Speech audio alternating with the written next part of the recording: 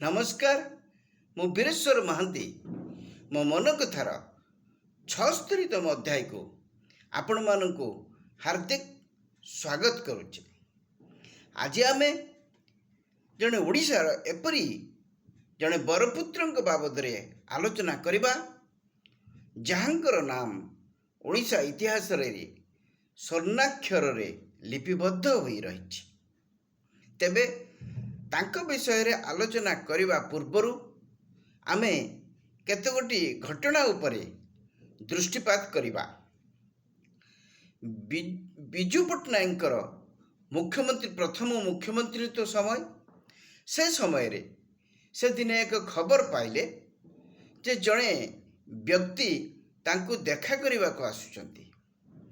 ସେ ବ୍ୟକ୍ତିଙ୍କ ଦ୍ୱାରା ବିଜୁବାବୁ ଏତେ ପ୍ରଭାବିତ ହୋଇଥିଲେ ଯେ ସେ ତାଙ୍କୁ ପାଛୋଟି ଆଣିବା ପାଇଁ ତାଙ୍କର ଦ୍ୱାରଦେଶ ପର୍ଯ୍ୟନ୍ତ ଆସିଥିଲେ ଏବଂ ତାଙ୍କୁ ନିଜ ଚୌକିରେ ବସିବା ପାଇଁ ମଧ୍ୟ ଅନୁରୋଧ କରିଥିଲେ। 1931 ମସିହା ଏପ୍ରିଲ 1931 ମସିହା ମାର୍ଚ୍ଚ 25ରୁ 31 ତାରିଖ ଭିତରେ ମହାତ୍ମା ଗାନ୍ଧୀ ପୁରୀର ଡେଲାଙ୍ଗର ବେରବୋଇ ଗ୍ରାମଠାରେ ଗାନ୍ଧୀ ସେବା ସଂଘର ବାର୍ଷିକ ଅଧିବେଶନରେ ଯୋଗ ଦେଇଥାନ୍ତି। ଏ ଅଧିବେଶନ 7 ଦିନ ଧରି ଚାଲୁଥାଏ।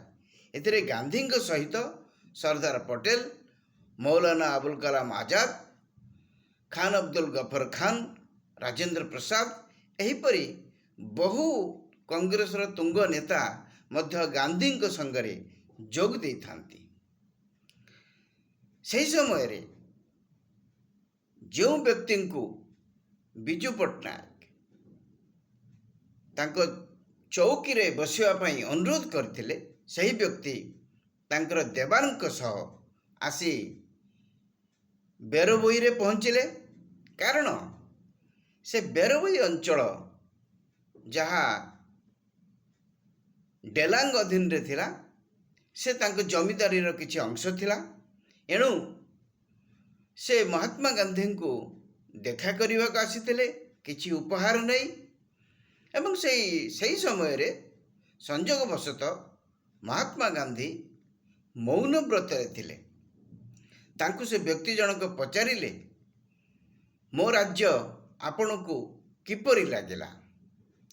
ସେ କହିଲେ, ସେ ତ ମୌନ ବ୍ରତରେ ଥିଲେ, ସେ ଖଣ୍ଡେ କାଗଜରେ ପେନସିଲରେ ଲେଖିଦେଲେ, ଆପଣଙ୍କର ରାଜ୍ୟ ରାମ ରାଜ୍ୟ। ଆଉ ଏକ ଘଟଣା ଏଠାରେ ଅବତାରଣା କରାଯାଇପାରେ। ମଧୁବାବୁ ଓଡ଼ିଶା ଭାଷାଭାଷୀ ଅଞ୍ଚଳକୁ ଏକତ୍ରୀକରଣ କରିବା ପାଇଁ ଆଜୀବନ ସଂଗ୍ରାମ କରିଥିଲେ ଏବଂ ତାଙ୍କର ସମସ୍ତ ସ୍ୱଅର୍ଜିତ ଧନକୁ ସେ ଏହି କାର୍ଯ୍ୟ ପାଇଁ ଅକାତରରେ ବ୍ୟୟ କରିଥିଲେ। ଏହିପରି କରିବା ଯୋଗୁଁ ତାଙ୍କ ଜୀବନର ଶେଷାର୍ଦ୍ଧରେ ସେ ଋଣଗ୍ରସ୍ତ ହୋଇପଡ଼ିଥିଲେ ଏବଂ ଦେବାଳିଆ ଅବସ୍ଥାକୁ ମଧ୍ୟ ସେ ଆସିଯାଇଥିଲେ। ସେ ସମୟରେ ତାଙ୍କ ଦ୍ୱାରା ପ୍ରତିଷ୍ଠିତ ଉତ୍କଳ ଟ୍ୟାନେରୀକୁ କଲିକତାରେ ନିଲାମ କରିବା ପାଇଁ ବନ୍ଦୋବସ୍ତ କରାଯାଇଥିଲା।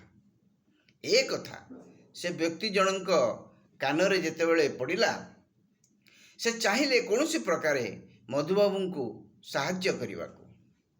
କିନ୍ତୁ ତାଙ୍କ ପାଖରେ ଯେ ଜଣେ ବିଶିଷ୍ଟ କବି ସାହିତ୍ୟିକ ତାଙ୍କ ପାଖରେ ଥିଲେ, ସତ୍ୟନାରାୟଣ ରାଜଗୁରୁ, ସେ କହିଲେ, ମଧୁବାବୁ କେବେ କାହାଠାରୁ ଏପରି ଦାନ ଗ୍ରହଣ କରନ୍ତି ନାହିଁ, କାରଣ ସେ ଜଣେ ବଡ଼ ସ୍ୱାଭିମାନୀ ବ୍ୟକ୍ତି।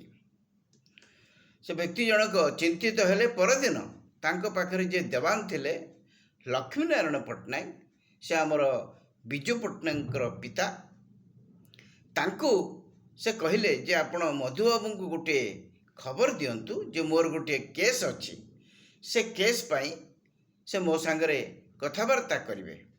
ମଧୁବାବୁଙ୍କୁ ତା ପରଦିନ କଥାବାର୍ତ୍ତା ଅବସରରେ ତାଙ୍କର ଦେବାନଙ୍କୁ ସେ କହିଲେ 10,000 ଟଙ୍କାର ଚେକ୍ ମଧୁବାବୁଙ୍କୁ ଦିଆଯାଉ, ଏବଂ ଦେଲେ ମଧ୍ୟ। ଯଦିଓ ସେ ଜାଣିଥିଲେ ଏଇ କେସ୍ ଯେଉଁ ସେ କରିବାକୁ ଯାଉଛନ୍ତି, ସେ କେସ୍ରେ କେବେ ସେ ଜିତିବା ସମ୍ଭବ ନୁହେଁ, କିନ୍ତୁ ସେ ମଧୁବାବୁଙ୍କୁ ପ୍ରକାରାନ୍ତରେ ସାହାଯ୍ୟ କରିବା ପାଇଁ 10,000 ଟଙ୍କାର ଚେକ୍ ଦେଇଥିଲେ। ଏଇ ଯେଉଁ ବ୍ୟକ୍ତିଙ୍କ ବାବଦରେ ଆମେ ଆଲୋଚନା କରୁଛୁ, ସେ ବ୍ୟକ୍ତି ଜଣକ କିଏ? ସେ ବ୍ୟକ୍ତି ଜଣକ ହେଉଛନ୍ତି ଓଡ଼ିଶାର ପ୍ରଥମ ପ୍ରଧାନମନ୍ତ୍ରୀ ପାରଳାଖେମୁଣ୍ଡିର ମହାରାଜା ଗଜପତି କୃଷ୍ଣଚନ୍ଦ୍ର ନାରାୟଣ ଦେବ। ସେ 1892 ମସିହା ଏପ୍ରିଲ 26 ତାରିଖରେ ମହେନ୍ଦ୍ର ତନୟା ନଦୀ କୂଳରେ ଥିବା ବାଣୀକ୍ଷେତ୍ର ପାରଳାଖେମୁଣ୍ଡିର ରାଜଭବନରେ ରାଜପ୍ରସାଦରେ ଜନ୍ମଗ୍ରହଣ କରିଥିଲେ। ତାଙ୍କର ଗୋଟେ ଅମାବାସ୍ୟା ତିଥିରେ ସେ ଜନ୍ମଗ୍ରହଣ କରିଥିଲେ। ତାଙ୍କର ପିତାଙ୍କର ନାମ ଥିଲା ଗୌରଚନ୍ଦ୍ର ଦେବ ଏବଂ ମାତାଙ୍କର ନାମ ଥିଲା ବିଷ୍ଣୁପ୍ରିୟା ଦେବୀ। ଯଦିଓ ସେ ଅମାବାସ୍ୟା ତିଥିରେ ଜନ୍ମଗ୍ରହଣ କରିଥିଲେ, ସେଥିପାଇଁ ତାଙ୍କର ନାମ କୃଷ୍ଣ ଦିଆଯାଇଥିଲା। କିନ୍ତୁ କୃଷ୍ଣଚନ୍ଦ୍ର ଚନ୍ଦ୍ର ଭଳିଆ ତାଙ୍କର ଶୀତଳ ଜ୍ୟୋତ୍ସ୍ନାରେ ସମଗ୍ର ଓଡ଼ିଶାବାସୀଙ୍କୁ ପୁଲକିତ କରିଥିଲେ। ସେ ଯାହା ହେଉ, ତାଙ୍କର ପ୍ରାଥମିକ ଶିକ୍ଷା ତାଙ୍କର ପିତା ଏବଂ ତାଙ୍କର ପିତୃବ୍ୟଙ୍କ ପାଖରୁ ସେ ପାଇଥିଲେ ଏବଂ ସେ ସମୟରେ ସେ ଶ୍ୟାମସୁନ୍ଦର ରାଜଗୁରୁ, ଯିଏ ତାଙ୍କର ପାରଳାଖେମୁଣ୍ଡିର ରାଜ ଦରବାରରେ ବିଶିଷ୍ଟ ସାହିତ୍ୟିକ ଥିଲେ, ତାଙ୍କଠୁ ମଧ୍ୟ ସେ ଶିକ୍ଷା ଲାଭ କରିଥିଲେ। ଗୋଟିଏ କଥା ଏଠି କୁହାଯାଏ, ଏ ଶ୍ୟାମସୁନ୍ଦର ରାଜଗୁରୁ ଜଣେ ଭାରି ଗମ୍ଭୀର ସ୍ୱଭାବର ବ୍ୟକ୍ତି ଥିଲେ ଏବଂ ବଳିଷ୍ଠ ଚେହେରାର ବ୍ୟକ୍ତି ଥିଲେ। ତାଙ୍କୁ କୃଷ୍ଣଚନ୍ଦ୍ର ଗଜପତି ଭାରି ଭୟ କରୁଥିଲେ। ପଢ଼ାଇବା ସମୟରେ ସେ ତାଙ୍କୁ ଏତେ ପ୍ରକାର ଚାପ ଦେଉଥିଲେ ଯେ ସେ ତାଙ୍କୁ ସବୁବେଳେ ଭୟ କରୁଥିଲେ। କୁହାଯାଏ ସେ ଏତେ ଭୟଗ୍ରସ୍ତ ହୋଇଯାଇଥିଲେ ଦିନେ ଯେ ତାଙ୍କ ହାତରେ ଯେଉଁ ଅଙ୍ଗୁଳିର ହୀରାଖଣ୍ଡ ଥିଲା, ସେଥିରୁ ଖଣ୍ଡେ ନେଇ ଖାଇ ଆତ୍ମହତ୍ୟା କରିବା ପାଇଁ ଚେଷ୍ଟା କରିଥିଲେ। ସେ ଉଦ୍ୟମ ତାଙ୍କର ସଫଳ ହୋଇନଥିଲା। କେମିତି ହେଇଥାନ୍ତା? ଯେଉଁ ବ୍ୟକ୍ତି ଓଡ଼ିଆ ଭାଷାଭାଷୀ ଅଞ୍ଚଳର ଏକତ୍ରୀକରଣ ପାଇଁ ମଧୁବାବୁ ଯେତେବେଳେ ଜନକ ଭୂମିକାରେ ଅବତୀର୍ଣ୍ଣ ହୋଇଥିଲେ, ଇଏ ସେ ଆନ୍ଦୋଳନର କର୍ଣ୍ଣଧାର ଭାବରେ ଅବତୀର୍ଣ୍ଣ ହୋଇଥିଲେ। ଯାହାଙ୍କ ହାତରେ ଏତେ କାମ ହେବାର ଥିଲା, ଯାହାଙ୍କ ହାତରେ ସ୍ୱତନ୍ତ୍ର ଓଡ଼ିଶା ଗଠନ ହେବାର ଥିଲା, ସେ ଏପରି ଭାବରେ ଏ ଦୁନିଆରୁ ବିଦାୟ ନେଇଥାନ୍ତେ କେମିତି? ସେ ଯାହା ହେଉ, ତାପରେ ତାଙ୍କର ପ୍ରାଥମିକ ଶିକ୍ଷା ପରେ ସେ ସେଠି ମହାରାଜା ସ୍କୁଲରେ ପାରଳାଖେମୁଣ୍ଡିରେ ପଢ଼ିଲେ। ତାପରେ ସେଇ ଶିକ୍ଷା ଶେଷ ପରେ ନ୍ୟୁଇଂଟନ୍ କଲେଜ, ଯେଉଁଟା ମାଡ୍ରାସରେ ଥାଏ, ସମ୍ଭ୍ରାନ୍ତ ବଂଶୀୟ ପରିବାରର ପିଲାମାନେ ସେଠାରେ ପଢ଼ନ୍ତି, ସେଠାରେ ସେ ପଢ଼ିଲେ ଏବଂ ସେଇଠାରେ ସେ ପଢ଼ୁଥିବା ସମୟରେ 1905 ମସିହାରେ ତାଙ୍କର ପିତାଙ୍କର ଦେହାନ୍ତ ହୋଇଗଲା। ସେତେବେଳେ ତାଙ୍କର ବୟସ ମାତ୍ର 12 ବର୍ଷ ହୋଇଥିଲା। ଏଣୁ ସେ ଯେହେତୁ ନାବାଳକ ଥିଲେ, ପାରଳାଖେମୁଣ୍ଡିର ଦାୟିତ୍ୱ, ଜମିଦାରୀର ଦାୟିତ୍ୱ କୋର୍ଟ ଅଫ୍ ୱାର୍ଡସ୍ ହାତରେ ନ୍ୟସ୍ତ କରାଗଲା। ସେ ଯେତେବେଳେ ଶିକ୍ଷା ତାଙ୍କର ଶେଷ କଲେ, ଶିକ୍ଷା ଶେଷ କରି 1913 ମସିହାରେ ସେ ପାରଳାଖେମୁଣ୍ଡିକୁ ଫେରି ଆସିଲେ ଏବଂ ସେ ପାରଳାଖେମୁଣ୍ଡିର ରାଜା ରୂପରେ ଅଭିଷିକ୍ତ ହେଲେ। ସେ ଯେତେବେଳେ ରାଜା ରୂପରେ ଅଭିଷିକ୍ତ ହେଲେ, ସେତେବେଳେ ସେ ଶପଥ ନେଇଥିଲେ ଯେ ସେ ତାଙ୍କର ପୂର୍ବପୁରୁଷ ଯେଉଁ ତାଙ୍କ ବାପା ଯେଉଁ 25 ଲକ୍ଷ ଟଙ୍କା ସଞ୍ଚୟ କରି ଯାଇଥିଲେ, ତାକୁ ସେ ଅଯଥାରେ ଖର୍ଚ୍ଚ କରିବେ ନାହିଁ, ସେ ବିଳାସ ବ୍ୟସନରେ ମାତିବା ନାହିଁ ଏବଂ ସେ ଲୋକଙ୍କର ଉନ୍ନତି ପାଇଁ ସବୁବେଳେ କାର୍ଯ୍ୟ କରିବେ। ସେ ପ୍ରଥମରୁ କେମିତି ତାଙ୍କ ପ୍ରଜାମାନଙ୍କର ଉନ୍ନତି ହେବ ସେଥିପାଇଁ ଚେଷ୍ଟିତ ଥିଲେ। ସେଥିପାଇଁ ସେ ଛଦ୍ମ ବେଶରେ ତାଙ୍କ ରାଜ୍ୟରେ ବୁଲି ଲୋକମାନଙ୍କର ଅବସ୍ଥା ଦେଖୁଥିଲେ। ସେ ଯେତେ ତାଙ୍କର ପିତା ଏବଂ ପିତୃବ୍ୟଙ୍କର ଦ୍ୱାରା ପ୍ରଭାବିତ ହୋଇଥିଲେ, ସେମାନେ ପ୍ରଜାବତ୍ସଳ ଥିଲେ। ଏଣୁ ସେ ସବୁବେଳେ ପ୍ରଜାମାନଙ୍କର କିପରି ଉନ୍ନତି ହେବ ସେଇଥିରେ ମନ ଦେଇଥିଲେ। ସେ ପ୍ରଥମେ ଆସି ଦେଖିଲେ, ରାଜ୍ୟର ଦାୟିତ୍ୱ ଗ୍ରହଣ କରିବା ପରେ ଦେଖିଲେ ଯେ ତାଙ୍କ ରାଜ୍ୟରେ ପ୍ରାୟ ମାତ୍ର ଓଡ଼ିଆ କର୍ମଚାରୀ ମାତ୍ର 20 ଭାଗ ଅଛନ୍ତି, ବାକି ସବୁ ତେଲୁଗୁ କର୍ମଚାରୀ ଅଛନ୍ତି।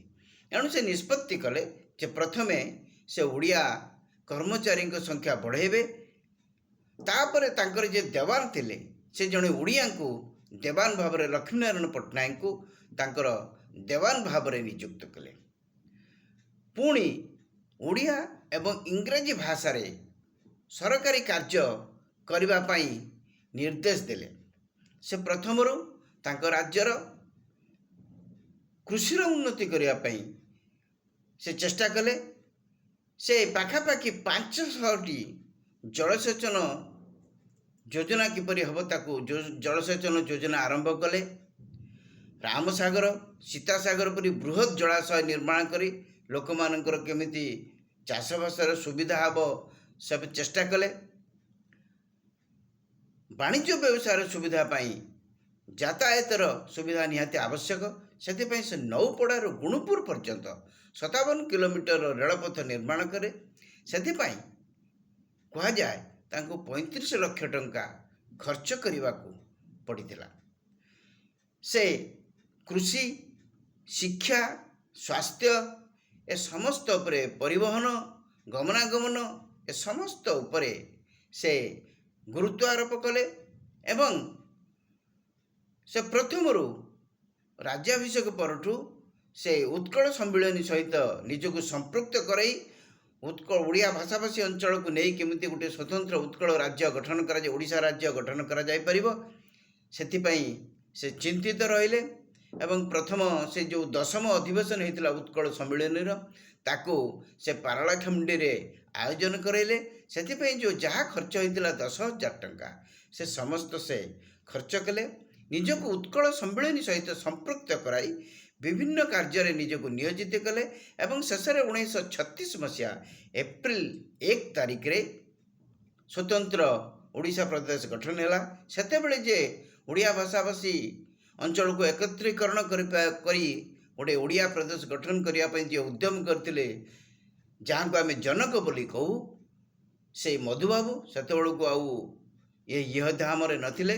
କିନ୍ତୁ ଏ ଆନ୍ଦୋଳନର କର୍ଣ୍ଣଧାର ଯେ ସେ କୃଷ୍ଣଚନ୍ଦ୍ର ଗଜପତି, ସେ ସେତେବେଳେ ବଞ୍ଚିଥିଲେ ଏବଂ ସେ ତାପରେ 1937 ମସିହା ଏପ୍ରିଲ 1 ତାରିଖରେ ତାଙ୍କୁ ପ୍ରଥମ ପ୍ରଧାନମନ୍ତ୍ରୀ ଭାବରେ ନିଯୁକ୍ତ କରାଗଲା।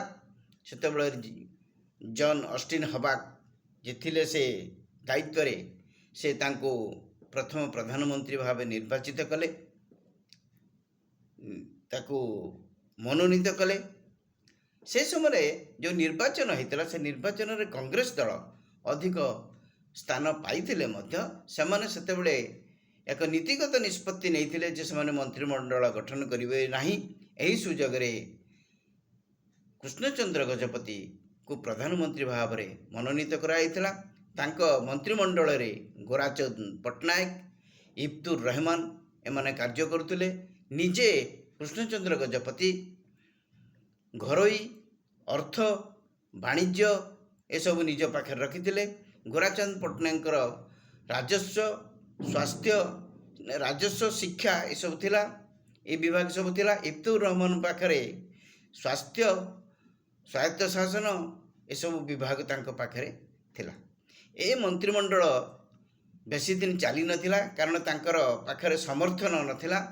ଏ ଜୁଲାଇ 18 ତାରିଖ 1937 ମସିହା ଜୁଲାଇ 18 ତାରିଖ ପର୍ଯ୍ୟନ୍ତ ମନ୍ତ୍ରିମଣ୍ଡଳ ଚାଲିଥିଲା ଏବଂ ପ୍ରଥମ ପ୍ରଧାନମନ୍ତ୍ରୀ ଭାବରେ ତାଙ୍କର କାର୍ଯ୍ୟକାଳ ସେଇଠି ସମାପ୍ତ ହୋଇଥିଲା।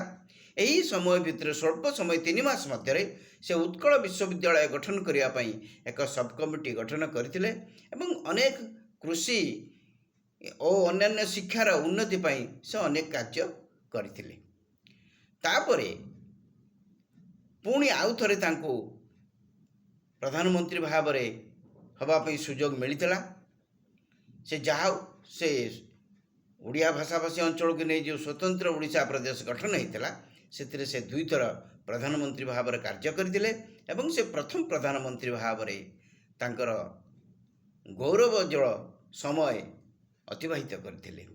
ସେଥିପାଇଁ ତାଙ୍କର ନାମ ଓଡ଼ିଶା ଇତିହାସରେ ସ୍ୱର୍ଣ୍ଣାକ୍ଷରରେ ଲିପିବଦ୍ଧ ହୋଇ ରହିଛି।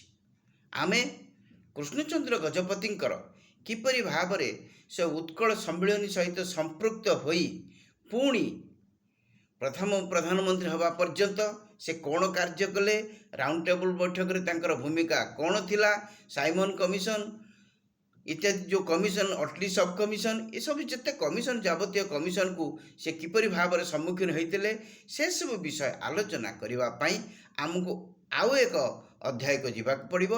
ଆଜି ଏ ଅଧ୍ୟାୟ ମୁଁ ଏଇଠାରେ ରଖୁଛି। ଆପଣଙ୍କୁ ଏ ଅଧ୍ୟାୟ କିପରି ଲାଗିଲା ଆପଣଙ୍କର ମତାମତ ଦେଇ ଜଣାଇବେ। ଯଦି ଏ ଅଧ୍ୟାୟ ଭଲ ଲାଗିଥାଏ ଲାଇକ୍ କରିବେ, ସେୟାର କରିବେ, ସବସ୍କ୍ରାଇବ୍ କରିବେ। ଆଜି ପାଇଁ ଏତିକି। ନମସ୍କାର। ଜୟ ଜଗନ୍ନାଥ। ବନ୍ଦେ ଉତ୍କଳ ଜନନୀ।